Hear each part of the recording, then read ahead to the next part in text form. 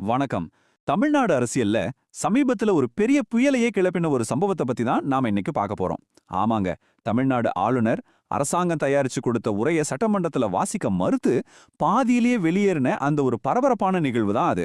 ஒரு ஆளுநர், அதுவும் சட்டமன்றத்துல அவரே வாசிக்க வேண்டிய ஒரு உரைய ஏன் பாதியில நிறுத்திட்டு வெளியே போகணும்? இதுக்கு பின்னாடி என்னதான் காரணம் இருக்க முடியும்?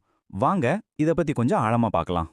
சரி, இந்த முழு பிரச்சனையும் நாம சரியா புரிஞ்சுக்கணும்னா முதல்ல இந்த ஆளுநர் உரைனா என்ன, அதுக்கு ஏன் அரசியல்ல இவ்ளோ முக்கியத்துவம் கொடுக்கறாங்கன்னு தெரிஞ்சுக்கணும்.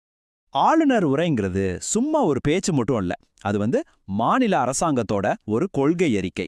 சிம்பிளா சொல்லணும்னா, வரப்போற வருஷத்துல நாங்க இதையெல்லாம் செய்ய போறோம்னு மக்களால் தேர்ந்தெடுக்கப்பட்ட அரசாங்கம் வெளியிடுற ஒரு டாக்குமெண்ட். இதை அமைச்சரவை தான் தயார் செய்யும். ஒவ்வொரு வருஷத்தோட முதல் சட்டமன்ற கூட்டமும் இந்த உரையோட தான் ஆரம்பிக்கும். இதுதான் காலங்காலமா நடந்து வர்ற ஒரு மரபு.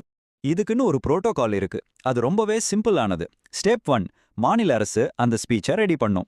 ஸ்டெப் 2, ஆளுநர் அதுல இருக்கிறத ஒரு வார்த்தை கூட மாத்தாம அப்படியே வாசிக்கணும். அண்ட் ஸ்டெப் 3, அந்த முழு உரையும் சட்டசபை பதிவேடுகள்ல அதிகாரப்பூர்வமா ஏத்தப்படும். இதுதான் இத்தனை வருஷமா நடந்துட்டு வர்ற ஒரு வழக்கம். சரி, மரபு இப்படிதான் இருக்கு. ஆனா அன்னிக்கு தமிழ்நாடு சட்டசபையில நிஜமா என்னதான் நடந்தது? வாங்க அந்த சம்பவத்தை வரிசையா ஸ்டெப் பை ஸ்டெப்பா பார்க்கலாம்.